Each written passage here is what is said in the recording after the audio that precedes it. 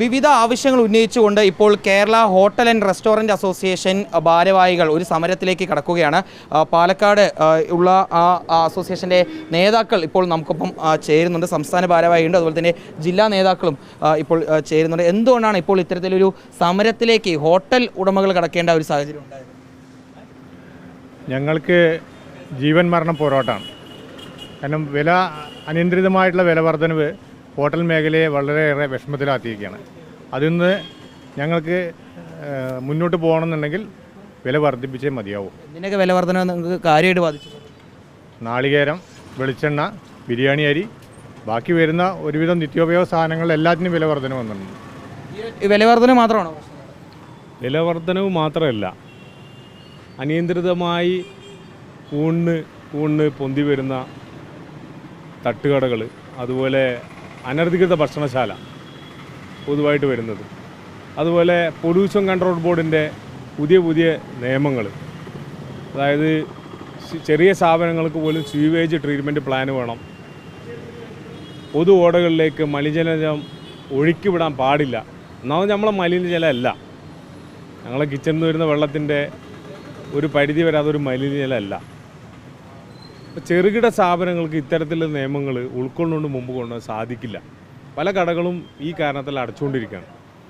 പിന്നെ ലൈസൻസിന് മുനിസിപ്പാലിറ്റി, തദ്ദേശ സ്വയംഭരണ സ്ഥാപനങ്ങൾ ലൈസൻസിന് പോയി കഴിഞ്ഞാൽ PCBൻ്റെ സർട്ടിഫിക്കറ്റ് അല്ലെങ്കിൽ രജിസ്ട്രേഷൻ നിർബന്ധമായി ചോദിച്ചുകൊണ്ടിരിക്കുകയാണ്.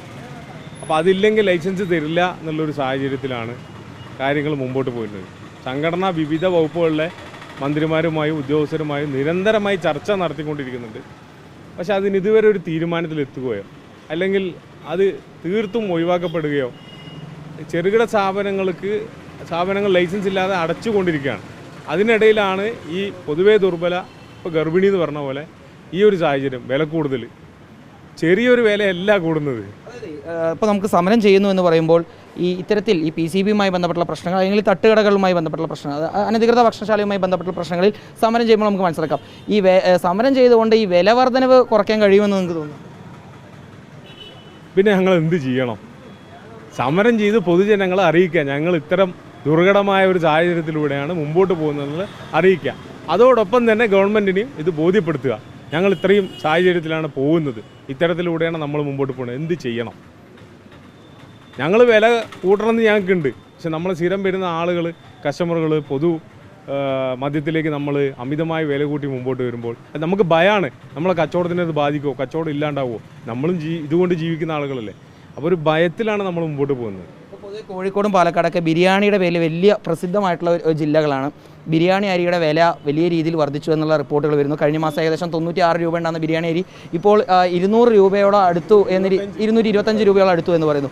അപ്പോൾ അങ്ങനെയാണെങ്കിൽ നിങ്ങൾ ബിരിയാണി ഉൾപ്പെടെയുള്ള ഭക്ഷണങ്ങളുടെ വില കൂട്ടുമെന്ന രീതിയിലുള്ള വിവരങ്ങൾ വരും. അതൊക്കെ ശരി തന്നെയാണ്? അങ്ങനത്തെ അവസ്ഥയിലൂടെ കടന്നു പോകുന്നു എന്ന് പറയുമ്പോൾ, അല്ലെങ്കിൽ സമരത്തിലേക്ക് കടക്കുന്നു എന്ന് പറയുന്നു. നമുക്ക് ഇതുവരെ ഞങ്ങൾ കൂട്ടിയിട്ടില്ല, അതേ വിലയിൽ തന്നെ പോകുന്നത്.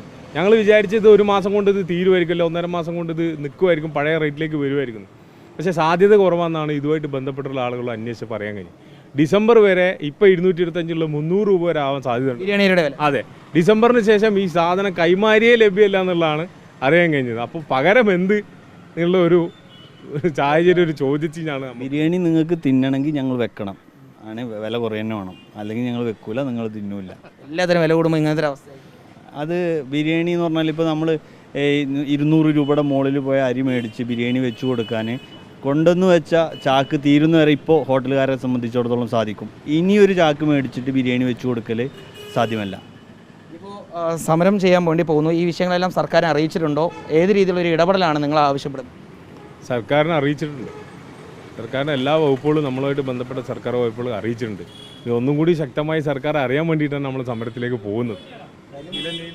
വില സർക്കാർ നിയന്ത്രിച്ച് ഞങ്ങളുടെ പ്രസ്ഥാനം നല്ല രീതിയിൽ മുന്നോട്ട് പോകാനുള്ള എല്ലാ സഹായ സഹകരണങ്ങളും സർക്കാരിൻ്റെ ഭാഗത്ത് നിന്ന് ഉണ്ടാവണമെന്നാണ് ഞങ്ങളുടെ ആവശ്യം. ആളുകൾക്ക് ഇനി സ്നേഹത്തോടെ ഭക്ഷണം വിളമ്പാനുള്ളൊരു സൗകര്യം ഒരുക്കണം. ഒരുപാട് ബുദ്ധിമുട്ടുകൾ നടന്നുകൊണ്ടിരിക്കുന്ന സമയത്ത് ഓരോ സ്ഥാപനങ്ങൾ പൂട്ടി പോകുമ്പോഴും അവിടെ 5-6 കുടുംബങ്ങളാണ് അനാഥമാകുന്നത്. ഈ ഇന്നത്തെ സർക്കാരിൻ്റെ ഈ സാഹചര്യങ്ങളിൽ കൂടെ നിലനിന്ന് പോകുന്നില്ല വിലക്കയറ്റം. അതിൽ കൂടെ പല സ്ഥാപനങ്ങൾ പൂട്ടിപ്പോയിക്കൊണ്ടിരിക്കുന്നത്. ഒരു കൂട്ടുമ്പോൾ ഒരു സ്ഥാപനത്തിൻ്റെ മുതലാളിക്ക് മാത്രമല്ല അവിടെ വരുന്നത്, അവിടെ ജീവിക്കുന്ന, അതിനെ മാത്രം ആശ്രയിക്കുന്ന ഒരുപാട് കുടുംബങ്ങൾ, അവിടുത്തെ ദൈനംദിനം കിട്ടുന്ന ശമ്പളം കൊണ്ട് ജീവിക്കുന്ന കുടുംബങ്ങളാണ് അനാഥമായി കൊണ്ടിരിക്കുന്നത്. അത് വലിയ ഭാവി ബുദ്ധിമുട്ടുകളിലേക്കാണ് പോയിക്കൊണ്ടിരിക്കുന്നത്. അതായത് കേരളത്തിൽ ഹോട്ടൽ നടത്തുന്ന അല്ലെങ്കിൽ റെസ്റ്റോറൻറ്റ് നടത്തുന്ന ആളുകളുടെ ഒരു അവസ്ഥയാണ് അവർ പറയുന്നത്. അവർ നിരന്തരമായി ഈ വിലക്കയറ്റം അതിനോടൊപ്പം തന്നെ മറ്റേ രീതിയിലുള്ള പോളിസികളിൽ ഉണ്ടാകുന്ന പ്രശ്നങ്ങൾ അതെല്ലാം കൊണ്ട് തന്നെ ഇപ്പോൾ സമരം ചെയ്യേണ്ട ഒരു രീതിയിലേക്ക് അല്ലെങ്കിൽ അത്തരത്തിലൊരു സാഹചര്യത്തിലേക്ക് അവർ കടന്നിരിക്കുകയാണെന്നാണ് പറയുന്നത്. ഏതായാലും ഈ മാസം 12-നാണ് അവർ ഒരു സമരം നിശ്ചയിച്ചിരിക്കുന്നത്. ആ സമരം നടത്തി തങ്ങളുടെ പ്രശ്നങ്ങൾ ലോകത്തിന് മുമ്പിലേക്ക് അറിയിക്കുകയല്ലാതെ മറ്റൊരു നിവൃത്തിയും തങ്ങൾക്ക് മുന്നിലില്ല. അതല്ലാതെ തങ്ങൾക്ക് ഇനി ഒരിക്കലും ആളുകൾക്ക് സ്നേഹത്തോടെ ഭക്ഷണം വിളമ്പി നൽകി മുന്നോട്ട് പോകാനുള്ള ഒരു സാഹചര്യം ഉണ്ടാവില്ല എന്ന് തിരിച്ചറിഞ്ഞുകൊണ്ടാണ് അവർ ഈ സമരത്തിലേക്ക് കടക്കുകയും ചെയ്യുന്നത്. ഏതായാലും എത്രയും പെട്ടെന്ന് ഈ വിഷയത്തിൽ വിവിധ സർക്കാരുകൾ ഇടപെടണമെന്നും ഹോട്ടൽ ആൻഡ് റെസ്റ്റോറൻറ്റ് അസോസിയേഷൻ്റെ ഭാരവാഹികൾ വ്യക്തമാക്കുകയാണ്. വീഡിയോ ജേർണലിസ്റ്റ് വിനൂസിക്കൊപ്പം റിപ്പോർട്ടർ ഇക്ബാൽ അറക്കൽ, റിപ്പോർട്ടർ പാലക്കാട്.